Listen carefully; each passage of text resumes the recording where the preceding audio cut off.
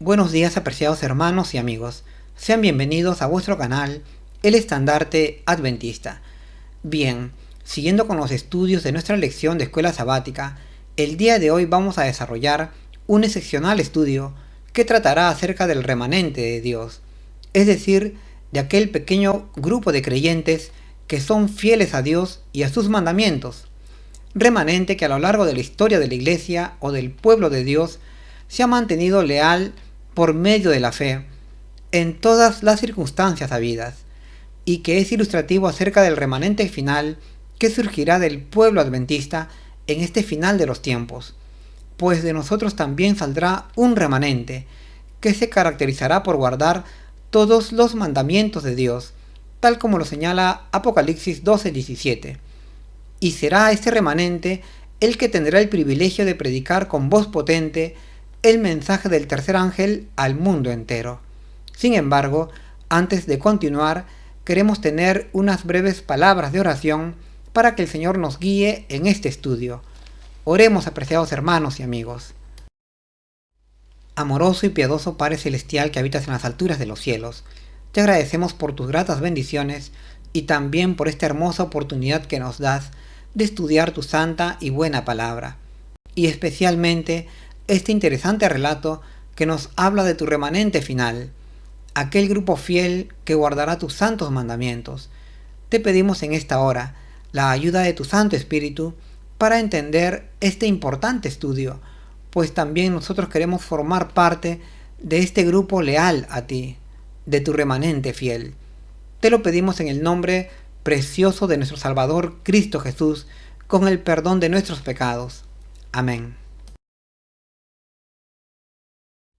Nuestra lección lleva por título Un remanente será salvo, un título muy ilustrativo de la presente lección y que está basado en la declaración de Isaías 10:22 y Romanos 9:27, que nos dice que solo un remanente de Israel sería salvo, pues a pesar de ser la nación de Israel tan numerosa como las estrellas de los cielos o como las arenas del mar, sin embargo, no todos eran fieles o leales a Dios, sino que solo una pequeña minoría se mantenía en perfecta obediencia, estando la mayoría de la nación de Israel apartados de Dios e incluso en abierta apostasía, y esto a pesar de llevar el nombre o el título de pueblo de Dios. Como párrafo de introducción, tenemos un interesante fragmento de la página 302 del libro Los Hechos de los Apóstoles, en donde Ellen White, hablándonos del remanente de la época del Señor Jesús, nos dice que a pesar del fracaso de Israel como pueblo de Dios, sin embargo había entre ellos un remanente fiel que se salvaría. Estos fueron los que oyeron y creyeron en las palabras de Juan el Bautista, pues entendieron que verdaderamente Jesús de Nazaret era el Mesías prometido, y por tanto recibieron a Cristo en su primera venida. Y es en base a este pequeño grupo de creyentes judíos que se formó la Iglesia cristiana. Y nosotros podríamos agregar que es gracias a la fidelidad de este remanente judío que el mensaje del Evangelio de Cristo ha permanecido y nos ha llegado hasta hoy. Comencemos entonces a introducirnos en este fascinante estudio del remanente de Dios, desarrollando las preguntas de nuestra lección. Pregunta número 1. ¿Qué declaran las promesas acerca de la abundancia de descendientes y el gran número de hijos de Dios? Bien, de acuerdo a las promesas que Dios le dio al patriarca Abraham, las Escrituras declaran que su descendencia, es decir, aquellos que serían obedientes con la misma fe de Abraham, serían tan numerosos como el número de las estrellas de los cielos o como las arenas del mar. Así está escrito en Génesis 3:16, 15:5 y 22:17. Esta era una hermosa declaración que Dios hacía a Abraham, promesas que seguramente alegraron mucho al patriarca y a sus demás descendientes. Y aunque Abraham hasta ese momento no tenía hijos, sin embargo creyó a Dios y a su promesa. En Génesis 13:16, Dios le dice a Abraham: haré tu simiente como el polvo de la tierra, que si alguno puede contar el polvo de la tierra, también tu simiente será contada. Y lo mismo en Génesis 15:5, en donde Dios vuelve a reiterar esta promesa, pues dijo a Abraham: mira ahora los cielos y cuenta las estrellas, si las puedes contar, pues así será tu simiente. Esta fue la promesa de Dios en la antigüedad, promesa que ponía de relieve la restauración de la humanidad a la santidad y su victoria sobre el pecado a través de la fe. Veamos ahora cómo se cumpliría esta promesa en nuestras siguientes preguntas. Pregunta número 2. Sin embargo, ¿qué requisitos deben cumplirse para el cumplimiento de las promesas? ¿Y qué ocurrirá si no se cumplen las condiciones? Bien, para acceder a las promesas de Dios hay requisitos que se deben cumplir, y esta es sencillamente guardar todos sus santos mandamientos, pues la promesa de Dios no llegará si nosotros nos quedamos con los brazos cruzados sin guardar su palabra. En realidad, toda promesa dada por Dios es condicional, pues se deben cumplir las condiciones dadas por Dios para acceder a sus bendiciones, la cual es la obediencia a todos sus santos mandamientos, o a su palabra en general, la cual también descansa sobre su santa ley. Es justamente por esta razón que la gran promesa dada a Abraham era condicional, pues sería una realidad en la medida que el patriarca Abraham y sus descendientes fuesen fieles a las palabras de Dios. Esta misma idea de que las promesas son condicionales se lo transmitió Moisés al pueblo de Israel, a orillas del río Jordán, antes que pasaran a Canaán, pues les dijo que si no ponían por obra los mandamientos de Dios, les vendrían todas las maldiciones que estaban escritas en el libro de la ley. Malditos serían en su ciudad o en el campo si no guardaban la santa ley de Dios. Así está escrito en Deuteronomios 28, versos 15 y 16. Es decir, las promesas de Dios a Israel eran condicionales y serían un hecho solamente si ellos hacían su parte obedeciendo a los santos preceptos de Dios. Y lo mismo es ahora. Por eso debemos saber que hay una parte que nos toca desempeñar para acceder a las promesas de Dios. Y si no cumplimos con estas condiciones, entonces no accederemos a las promesas de Dios. En la página 504 del libro El Evangelismo, Ellen White recalca que tanto las promesas de Dios como las maldiciones son igualmente condicionales. Entonces, conociendo esto, nosotros debemos buscar las bendiciones de Dios, cumpliendo con obedecer a sus santos mandamientos, pues esta es la parte que nos toca hacer para acceder a las bendiciones de Dios. Bien, dicho esto, pasemos a nuestra siguiente pregunta. Pregunta número 3. ¿Qué evidencia muestra que cada promesa de Dios es condicional y quiénes eran el remanente de la gran multitud de Israel? Bien, los distintos acontecimientos que se narran en la Biblia son una evidencia de que las promesas de Dios son condicionales, pues están sujetas a la obediencia a sus santos mandamientos.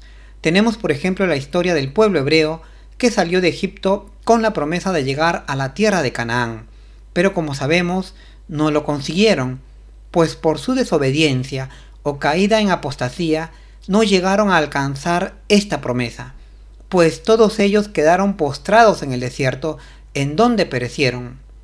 En Números 14:34 se nos dice que quedarían postrados durante 40 años en el desierto, llevando su iniquidad, 1 año por día que les tomó reconocer la tierra de Canaán.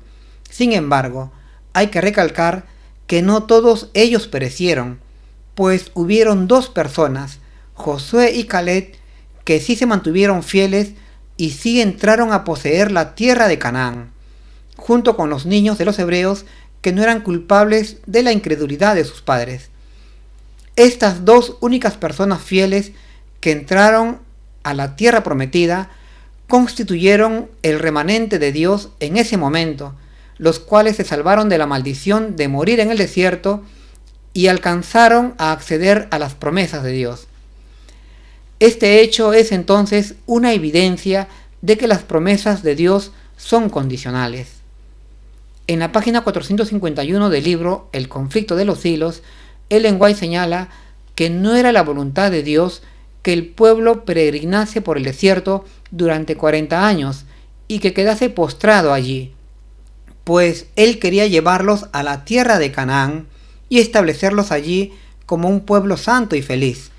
Pero lamentablemente ellos no pudieron entrar a causa de incredulidad, tal como lo dice Hebreos 3:19.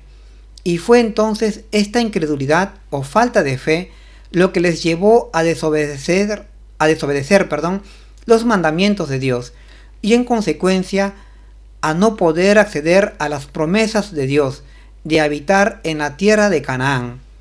Y de la misma manera es hoy, pues por misericordia para con el mundo, Jesús difiere su venida a la tierra para que los pecadores tengan oportunidad de oír el aviso y de encontrar amparo en Él antes que se desate la ira de Dios y perezcan. Interesante reflexión de la mensajera del Señor que nos insta a ser obedientes a los santos preceptos de la ley de Dios para acceder a su santo reino y para no perecer en este cercano día del fin. Bien, pasemos ahora a nuestra siguiente pregunta. Pregunta número 4. Aunque la gran mayoría de los millones que formaron Israel se hundió profundamente en la apostasía, ¿qué declaró el Señor a Elías acerca del remanente en ese momento? ¿Y qué promesas dio el Señor a Ezequiel sobre el remanente que escaparía?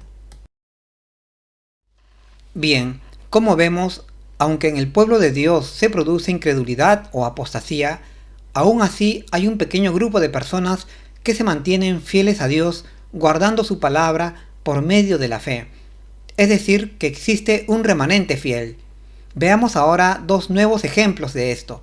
Tenemos en primer lugar, en la época del rey Acab, rey de Israel de las 10 tribus del norte, cuando el pueblo de Israel, que estaba en abierta apostasía por su adoración al dios fenicio Baal, cuando Dios declara al profeta Elías que no toda la nación de Israel había caído en desobediencia, pues habían quedado 7,000 hebreos que no habían doblado sus rodillas delante de Baal. Así está escrito en Primera de Reyes 19:18. Era el tiempo cuando el profeta Elías quería morirse, pues para él ya no quedaban en Israel fieles a Jehová. La descripción de esta situación entonces nos vuelve a dar la idea de la existencia de un remanente, es decir, de un pequeño grupo que queda o que se mantiene fiel a Dios guardando su santa ley. Y de la misma manera, tenemos también en segundo lugar, ya en la época del rey Sedequías, último rey de Judá, que se le promete al profeta Ezequiel que quedaría un remanente de los judíos, remanente que se salvaría de la espada de Babilonia, aquellos que no cayeron en desobediencia a las advertencias del Señor. Así está escrito en Ezequiel 6:8 y 14:22. Estos dos nuevos ejemplos nos dan la idea de que a pesar de la desobediencia del pueblo de Dios, no todos participaban de esta desobediencia, pues siempre había un pequeño grupo o un remanente que se mantenía fiel a Dios guardando su palabra. Y será a través de estos pocos fieles como Dios conseguirá cumplir con sus eternos propósitos en favor de la humanidad. Así está escrito por Ellen White en la página 78 del libro Profetas y Reyes, destacando con esto la importancia que tiene la existencia de un remanente fiel dentro del pueblo en general. Bien, dicho esto, pasemos a desarrollar nuestra siguiente pregunta. Pregunta número 5. ¿Cuán agradecido estaba Esdras por el remanente que regresó a Judá después del cautiverio y cuál fue su oración ferviente en su favor? Bien, reconociendo este hecho, que el remanente de Israel era fiel y obediente a Dios, el sacerdote Esdras, aquel gran escriba erudito en la ley de Dios que vivió en la época del rey persa Artajerjes, reconocía la importancia del remanente dentro de la nación de Israel, pues el remanente no transgrediría los mandamientos de Dios, sino que los guardaría, y obedecería todo lo que Dios pidiese a la nación. Es por eso que en su oración el sacerdote Esdras se mostró muy agradecido a Dios, porque el Altísimo había permitido, primeramente, que los judíos recobraran otra vez su libertad, pero en segundo lugar, porque Dios había permitido que contaran otra vez con un gran remanente, compuesto por unos 50.000 hombres, procedentes de Judá, Benjamín y de Leví, todos hombres obedientes a Dios, dispuestos a obrar para que el templo de Jerusalén fuese otra vez edificado, y con esto su nación pudiese otra vez ser alumbrada con el conocimiento de Dios, para ya no volver a infringir los mandamientos de Dios, pues era justamente por la transgresión de la ley de Dios que les había sobrevenido aquella terrible destrucción y cautividad en manos de Babilonia. Pero ahora, por su fidelidad en su cautiverio, habían sido otra vez libertados, para honrar a Dios, pero ya en libertad, construyendo también el templo de Jerusalén como consagrándose a Dios en total obediencia. Esta era la declaración de Esdras en su oración acerca del remanente, y que podemos encontrar registrado en el capítulo 9 del libro que lleva su nombre. Bien, dicho esto, pasemos ahora a nuestra siguiente pregunta. Pregunta número 6. ¿Podemos decir que todos los que se llaman a sí mismos Israel lo son verdaderamente? ¿Y quienes pertenecen únicamente al Israel de Dios? Bien, esta pregunta es muy interesante y reveladora, pues de acuerdo a la Biblia, en el pasaje de Romanos 9, versos 6 y 7, el apóstol Pablo, hablando de la nación escogida Israel, declara que no todos los que se llaman a sí mismos Israel son realmente verdaderos israelitas. Y esto no significa que la palabra de Dios haya fallado, pues el solo hecho de llamarse israelitas no garantiza que se sea realmente obediente a los santos mandamientos de Dios. Entonces es lógico declarar que no todos los que descienden de Israel son verdaderos israelitas. En realidad, era constatable a lo largo de la historia de la nación hebrea que ellos en su mayoría eran desobedientes a Dios, pues eran un pueblo duro de cerviz, tal como lo dice Hechos 7:51. Y salvo el remanente que sí era fiel, la desobediencia era la regla en Israel. Así que no podían llamarse israelitas siendo desobedientes o rebeldes a Dios.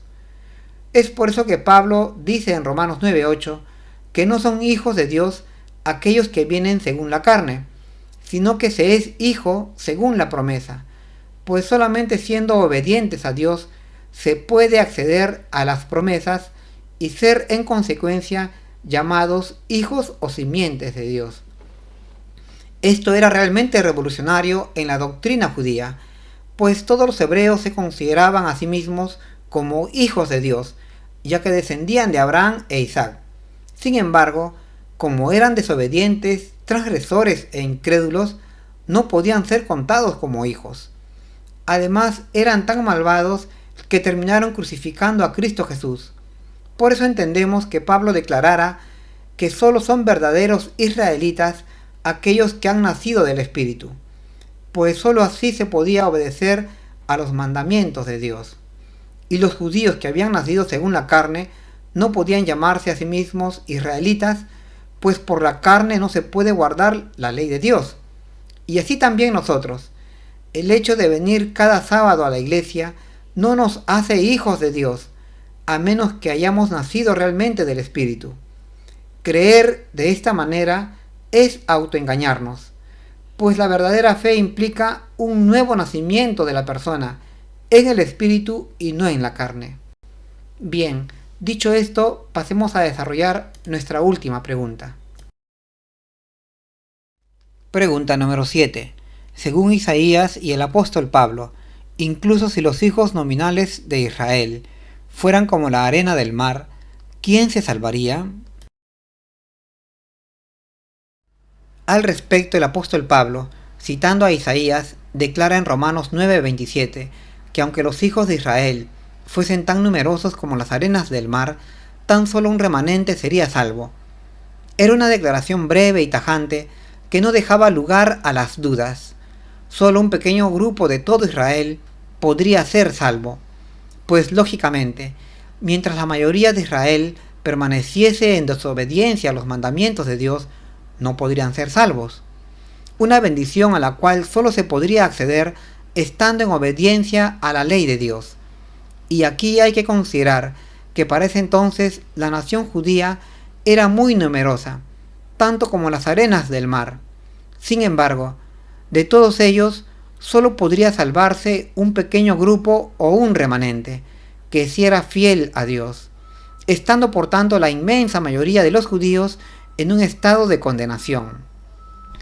Esta tajante declaración de Pablo echaba por tierra las presuntas creencias de los judíos de que todos ellos serían salvos por el solo hecho de haber nacido hebreos, sin considerar su falta de fidelidad u obediencia a Dios. Y esta tajante declaración de Pablo en Romanos 9:27 también puede ser aplicada a la Iglesia del Señor de este final de los tiempos, es decir, a nuestra denominación adventista. Pues nosotros, siendo también hoy una gran multitud de miembros, sin embargo no todos estamos realmente convertidos, pues aún hay entre nosotros mucha cizaña. Por eso, en el libro de Mateo, capítulo 24 y verso 10, hablando de los eventos finales, se declara que muchos tropezarán y caerán, y muchos, no pocos, por lo que solo quedará de nuestra denominación un pequeño grupo o un pequeño remanente fiel, repitiéndose así la historia del pequeño remanente que hemos visto ocurrir a lo largo de la historia del pueblo de Dios. Oremos entonces, apreciados hermanos, para que seamos contados dentro de aquel pequeño remanente que permanece fiel a los mandamientos de Dios, y no dentro de aquellos que tropezaron y cayeron, pues los eventos finales de la historia de este mundo están más cerca que cuando creímos. Recordemos que el deseo de Dios es que guardemos sus santos mandamientos. Así está escrito en Deuteronomio 5:29, y este es también mi anhelo personal para mí y para todos ustedes. Que el Señor os bendiga. Hasta pronto.